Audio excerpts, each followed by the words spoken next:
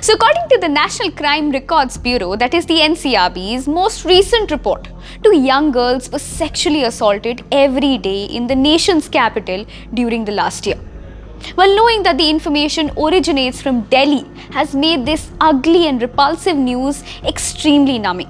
Well, not only this, Delhi witnessed a significant surge of over 40% in crimes against women in 2021, registering about 13,982 cases in 2021 compared with 9,782 cases in 2022. Well, not just this, crime against women is not just limited to Delhi. Yes, according to this data, a total of 43,414 crimes were reported across all the 19 major cities, that includes Ahmedabad, Bengaluru, Chennai, Coimbatore, Delhi City, of course, Ghaziabad, Hyderabad, Indore, Jaipur, Kanpur, Kochi, Kolkata, Kozhikode, Lucknow, Mumbai, Nagpur, Patna, Pune and Surat. Well, these crimes were higher than the 35,331 cases that were registered in 2020. So are women really safe in this nation? To find out this answer, we spoke to some of them. तो I totally feel unsafe in Delhi. जब भी मुझे बाहर निकलना होता है तो I make sure कि मेरे साथ कोई मेरा मेल फ्रेंड हो, क्योंकि मैं अकेले जाना तो बिल्कुल प्रेफर नहीं करती हूँ, स्पेशली नाइट में तो बिल्कुल भी नहीं। और मैं चाहती हूँ कि जितनी जल्दी मैं वापस घर चली जाऊँ वो ठीक हो, इसलिए मैंने यहाँ ऑफिस से मैंने पास में एक रूम ले रखा है ताकि मुझे ज़्यादा डिस्टेंस ना ट्रैवल करना पड़े, मैं जल्दी पहुँच जाऊँ और सेफ रहूँ।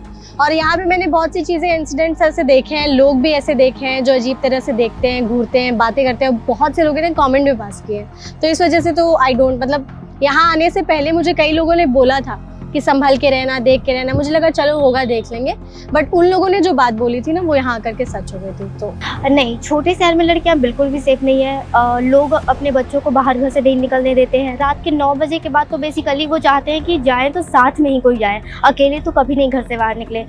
मैं बेसिकली रांची से हूँ और मेरे साथ एक इंसिडेंट हुआ है। कोई मेरे साइड से ऐसे मुझे टच करते हुए मेरे हाथ को चला गया। उस टाइम मुझे ऐसा लगा मेरी स्किन बर्न कर रही है, मैं जल रही हूँ, पर आप रिएक्ट नहीं कर पाते उतने भीड़ में। अगर आप रिएक्ट भी करते हो तो वो बोलते हैं गलती से हो गया, बट लड़कियों के अंदर वो बोलते हैं सिक्स सेंस होती है, आप फील कर सकते हो कि आपको कौन गलत नज़र से देख रहा है और कौन सही नज़र से देख रहा है, तो वो टच फील हो जाती है कि वो बैड था या गुड। सो गवर्नमेंट ऐसा कोई बड़ा स्टेप भी ले ले तो आई डोंट थिंक सो कि बहुत बड़ा चेंज कोई आने वाला है, क्योंकि सोसाइटी में लोग जब तक खुद को नहीं सुधारेंगे तो ऐसा कुछ हो नहीं सकता।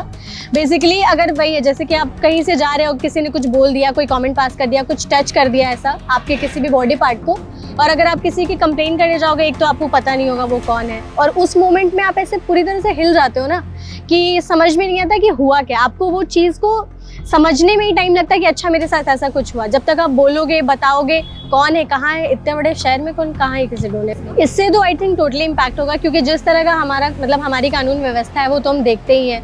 अभी जैसे ये रिसेंट केस हुआ है झारखंड के दुमका का, उसको पेट्रोल छिड़क कर जिंदा जला दिया, तो अभी उस चीज़ में भी हो ही रही है चीज़ें, मतलब तुरंत कोई एक्शन लिया नहीं गया, उसमें अपना पॉलिटिकल एंगल डाल देते हैं लोग, 10 तरह की चीज़ें होती हैं। तो वही होता है कि जब भी आप सोचते हो कि किसी केस में अनटिल एंड अनलेस जब पब्लिक बहुत ज़्यादा आक्रोश में नहीं आ जाती है तब तक ऐसा कुछ होता नहीं है।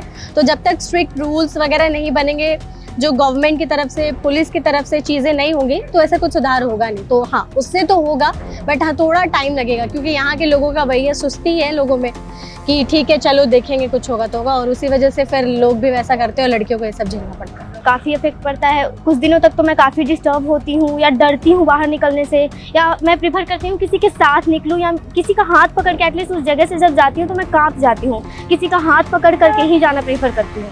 So what is next for India?